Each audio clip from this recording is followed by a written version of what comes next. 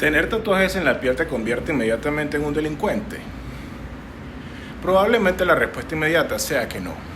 Y sin embargo, el mercado laboral, las instituciones de seguridad, los reclutadores de recursos humanos y el sentido común de muchas sociedades responden de manera distinta. No con una ley, no con una declaración formal, sino con una práctica sostenida, silenciosa y perfectamente funcional. Hoy vamos a hablar de exclusión y discriminación, pero no desde la abstracción, sino desde algo concreto, visual, cotidiano, los tatuajes. Si una persona pierde una oportunidad laboral, recibe un salario inferior o es vigilada en un comercio simplemente por tener tinta en la piel, eso no es una anécdota, es un sistema funcionando exactamente como fue diseñado.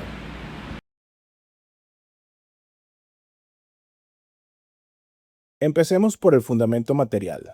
Marx y Engels sostuvieron que la historia no la mueven las ideas solas, sino las condiciones materiales de existencia. Quien produce, quien posee los medios de producción, quien decide las condiciones de trabajo y quien en consecuencia queda fuera de ese orden. La ideología, para Marx, no es el punto de partida de la historia, sino su producto. Las ideas dominantes de cada época son las ideas de la clase dominante. Desde esa óptica, el tatuaje tiene una historia de clase muy precisa. Históricamente, el cuerpo tatuado pertenecía a los márgenes del sistema productivo. Marineros que pasaban meses en el mar sin un contrato fijo. Obreros de fábrica que inscribían en la piel lo que no podían decir en el espacio de trabajo. Personas encarceladas que usaban el tatuaje como sistema de identidad y pertenencia cuando el Estado ya les había arrebatado todo lo demás. Soldados de rango bajo, trabajadoras sexuales, cirqueros, migrantes. En todos esos casos, el tatuaje no era una elección estética libre en el sentido moderno del término. Era la marca de quien no tenía nada más que su cuerpo para inscribir una identidad que el sistema productivo no le reconocía. Dicho de otra manera, el tatuaje nació como el lenguaje de los que no tenían acceso al lenguaje del mismo poder. Karl Marx hablaría aquí de superestructura. Ese conjunto de ideas, normas, leyes, instituciones culturales y morales que no produce la riqueza directamente, pero que justifica y reproduce el orden económico existente. El estigma del tatuaje no nació espontáneamente de la naturaleza humana. Fue construido históricamente por instituciones concretas. Empresas que definieron la presentación adecuada del trabajador. Iglesias que asociaron la modificación corporal con el pecado o la declaración moral. Tribunales que usaron el tatuaje como evidencia de peligrosidad. Ejércitos que distinguían entre el oficial marcado y el soldado raso tatuado. El mismo tatuaje vale de manera diferente según la clase de quien lo porta. En el ejecutivo es una expresión artística, sofisticación, señal de personalidad. En el obrero es señal de alarma, indicio de falta de seriedad, razón implícita de rechazo. El signo es idéntico. Lo que lo transforma no es su contenido, sino la posición de clase de quien lo lleva. Eso no es una percepción subjetiva. Eso es la superestructura operando con la precisión de un cirujano. Y aquí es donde entra la teoría crítica, que no se conforma con describir quién tiene el poder. Quiere revelar cómo ese poder se oculta detrás de lo que parece neutro, objetivo y hasta natural. Su pregunta central no es qué existe, sino por qué lo que existe parece inevitable. Aparte, Michel Foucault nos aportó el concepto de disciplina corporal. Las instituciones modernas, la escuela, el hospital, la cárcel, la empresa, no solo controlan lo que hacemos, controlan cómo debemos ver nuestros propios cuerpos para ser considerados sujetos legítimos. El cuerpo no es una realidad biológica previa al poder, es, en buena medida, una construcción del mismo poder. Lo que consideramos un cuerpo aceptable es siempre el resultado de una norma producida institucionalmente. Cuando una empresa escribe en su manual de recursos humanos que los empleados deben proyectar una imagen profesional, no está describiendo una realidad objetiva que ya existía. Está produciendo activamente una norma que decide qué cuerpos merecen ingresar al mundo formal del trabajo. La norma no necesita ser violenta para ser eficaz.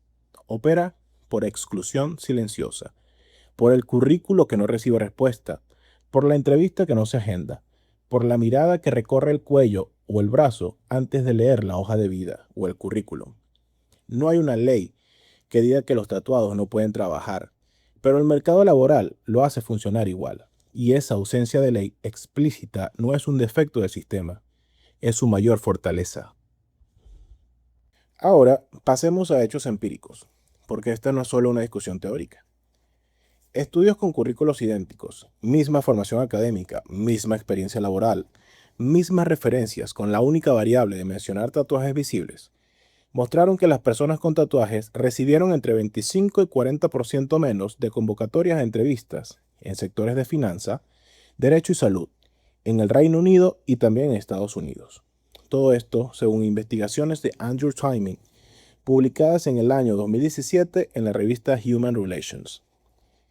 En América Latina, encuestas de percepción del mercado laboral realizadas en México, Colombia y Argentina indican que más del 60% de los reclutadores reconocen que los tatuajes visibles afectan negativamente su decisión de contratación, aunque no exista política oficial al respecto en sus organizaciones.